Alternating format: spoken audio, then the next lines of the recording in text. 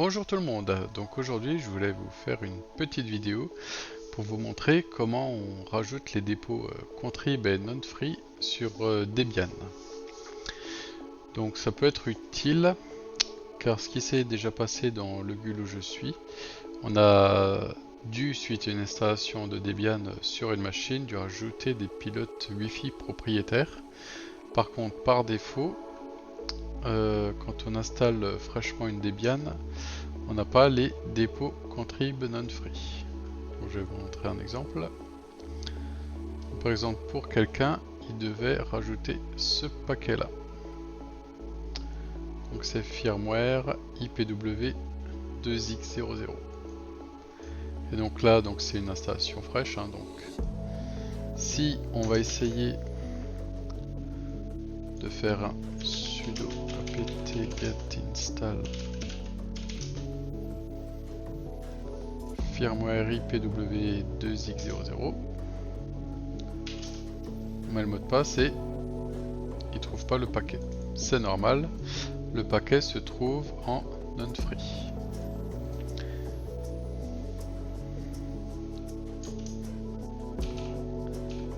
Donc si maintenant on fait un... Si maintenant on va lire notre fichier source, qui se trouve dans etc apt source.list. Donc là, on a nos dépôts. Par contre, on n'est que en mine. Et donc, il nous manque le contrib et non-free à l'arrière. Donc, je vais vous montrer plusieurs possibilités pour les rajouter. Donc, première possibilité. On va faire le ménage. On va pouvoir utiliser nano. Donc, pour ce faire, c'est très simple. On va faire un sudo. Alors, si vous n'avez pas initialisé l'utilisateur root sous Debian, il va falloir faire un sudo. Par contre, si vous l'avez initialisé, il va falloir faire un su root, mettre le mot de passe. Bon, moi ça ne fonctionne pas car je ne l'ai pas initialisé. Et ensuite, vous pouvez taper les commandes. Donc on peut aussi très bien faire, si on n'a pas initialiser le compte root, faire un sudo bash, et là nous sommes dans l'équivalent du root, on est super utilisateur. Donc avant toute chose, ce qu'on va faire, c'est qu'on va faire une sauvegarde de notre fichier source.list au cas où que voilà, il y a quelque chose qui se passe mal ou qu'on a mal fait et que ça marche plus, on peut toujours remettre notre fichier d'origine. Donc pour ce faire, donc là nous sommes bien sûr en super utilisateur, on va faire un cp pour copie. Donc là on va lui indiquer le fichier qu'on veut copier, donc /etc apt /source.list, et on va le copier au même endroit, donc /etc apt /source.list, on va rajouter un point .bak. On fait entrer. Et si maintenant on va regarder les fichiers qu'on a dans ce dossier, donc on va faire un ls-l /etc /apt. Donc là on voit qu'on a source list et source list.bak. Donc là on a bien fait notre sauvegarde. Donc si maintenant, admettons pour une raison X ou Y, on venait avoir un problème avec le source.list, et bien celui-là on le supprime et celui-là on le renomme en enlevant .bak, et donc on aura notre source list originale.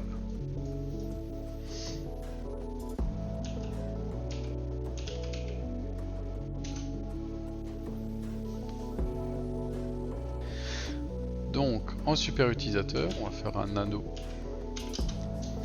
/etc apt source source.list. Je vous mettrai bien sûr toutes les commandes en description. Donc on fait un entrée et donc là, attendez, je vais rétrécir un peu ça. Voilà, ça on voit le bas. Donc là, plusieurs possibilités. On peut aller manuellement se déplacer avec les flèches directionnelles et rajouter derrière chaque ligne contrib et non-free. Voilà. Ou sinon on peut faire quelque chose de plus simple. Donc là vous voyez en bas là, il y a plusieurs possibilités. Et on peut remplacer. Donc on va faire donc le petit signe, le petit chapeau, ça symbolise la touche CTRL.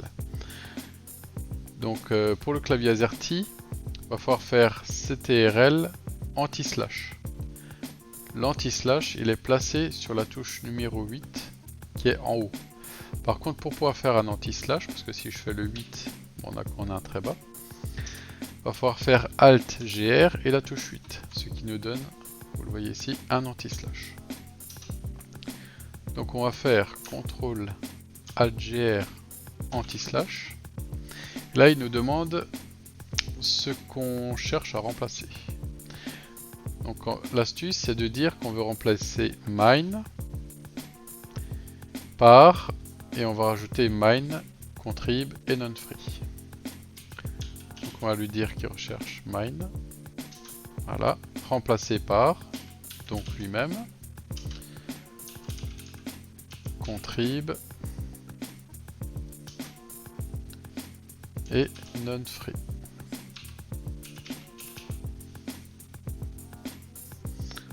On fait la touche entrée. Donc là il demande remplacer cette occurrence. Donc nous vu qu'on veut les faire tous, c'est bon, on va faire la touche T. Et voilà, on voit qu'il nous a partout mis mine, contrib, non-free.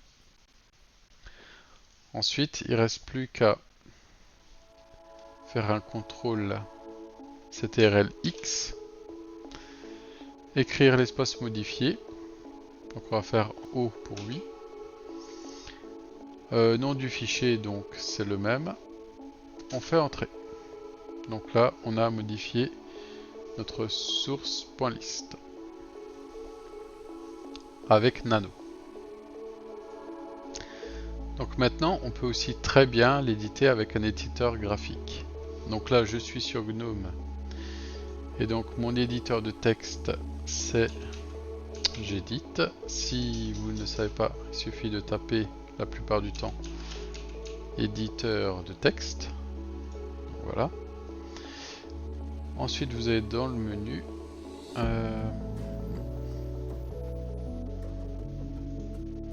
c'est là-haut. Donc là-haut sur GNOME, à propos, et donc là on voit que c'est Gedit. Donc là en super utilisateur on va faire Gedit. Et donc on va lui indiquer le chemin de notre fichier. Donc /etc /apt /source.list. Entrée. Ah oui, là il ne veut pas car nous sommes en session Wayland.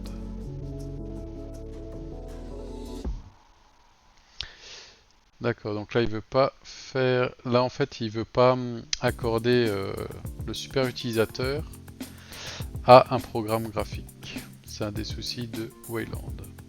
Donc je vais vous le montrer sur Xorg. Donc on va fermer le terminal. On va fermer la session. Voilà, donc quand vous êtes à la page de session, vous sélectionnez utilisateur et là il y a une petite roue dentée et donc là on va choisir GNOME sur Xorg. On met le mot de passe qui va bien.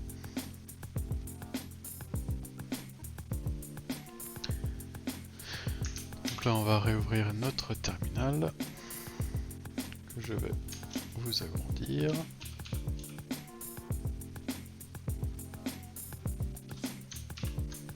Voilà.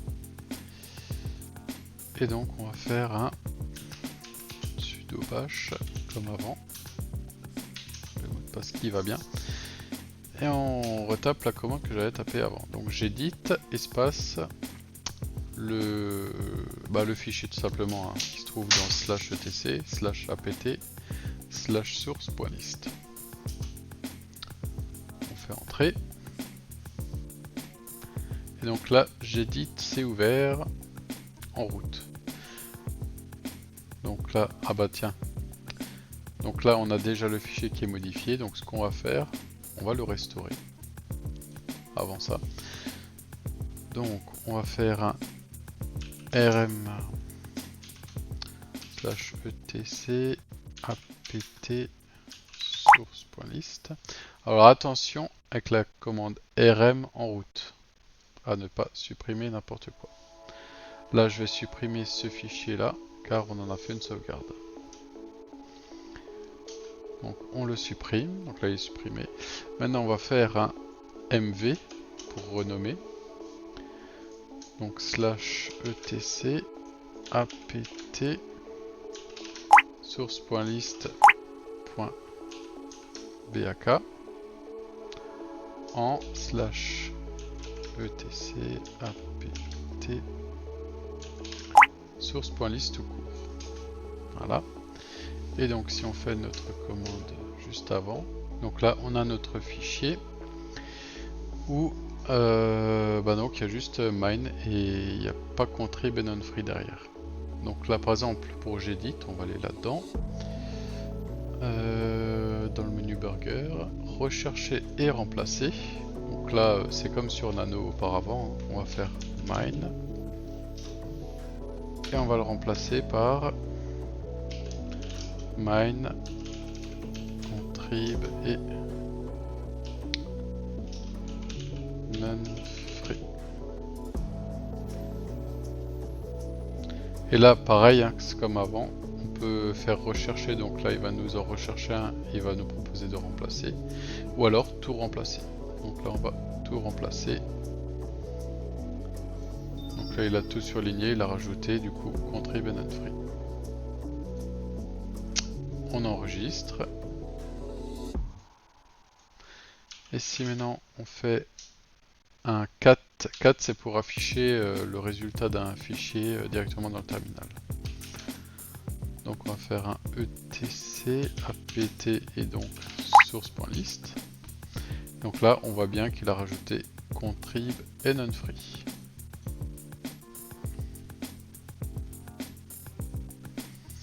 Donc là on va nettoyer notre terminal. Et donc maintenant je vais vous montrer une troisième technique qui va être fait en une seule ligne de commande. Donc pour ce faire on va utiliser le paquet qui s'appelle sed, qui est de base dans toutes les distributions. Alors ce qui est génial avec cette commande là, c'est qu'on peut faire à la fois le backup du fichier et le remplacement. Donc là je vais vous montrer du coup le dossier. Donc ls-l pour liste slash etc apt source.list non apt tout court pardon. Donc là on voit qu'on n'a pas de .bak de backup. Donc là la commande c'est celle-ci. Donc on va faire un sed espace option i. Et juste après, on va faire .bak. Comme ça, la sauvegarde. Donc par défaut, il le renomme comme ça. On va lui rajouter .bak. Donc la sauvegarde aura un .bak derrière. Ensuite espace. Et là, on va faire le tilde du 4 sur la touche 4. On va mettre un S. Ensuite, on met un slash. Et là, on va mettre ce qu'il doit rechercher. Donc là, c'est tout pareil, hein. On va rechercher mine, on remet un slash, et là on va mettre ce qu'il doit remplacer par mine. Donc forcément, on va le remplacer par lui-même. Espace contrib, espace non-free. On remet un slash, on met un G et on remet la tilde derrière. Et donc derrière, on va lui indiquer le fichier où il doit opérer. Donc on met bien sûr un espace ici, /etc apt /source.list. On fait entrer. Et donc voilà. Maintenant on va refaire un ls pour lister les fichiers. Et là on voit qu'il a créé, enfin qu'il a plutôt renommé le fichier original en source.list.bak. Et qu'il y a un source.list ici. Donc là on va lire ce qu'il y a dans ce source.list. On va faire comme avant. On va faire un cat. Voilà, on va faire un cat /etc/apt/source.list. Et donc là, on voit qu'il nous a rajouté mine, contrib et nonefree. Donc voici les trois principales manières de le faire. Alors maintenant, c'est pas le tout, mais il faut qu'on installe notre paquet. Donc pour ça, on va recharger le cache des dépôts. Donc on va faire un... Donc là, je suis un super utilisateur déjà, donc j'ai pas besoin de faire de sudo. Donc je vais faire un apt update.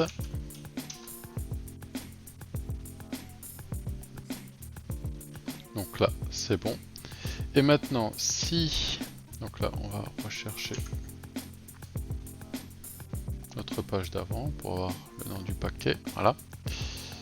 Maintenant, si je fais un apt install firmware-ipw2x00 qu'on ne trouvait pas avant, et ben là, il apparaît. Voilà. Donc là, ok. You are agree. Oui, ça c'est du non-free, donc il faut accepter la licence bien sûr. Et donc là, on voit que en faisant un apt install, il a trouvé les paquets. Donc ces paquets ne sont plus nécessaires et les paquets suivants seront installés. Donc il les a trouvés. Et là on peut voir qu'il les a cherchés dans le non-free. Voilà, donc j'espère que cette vidéo vous aura plu. Et je vous souhaite une bonne continuation. Ciao ciao.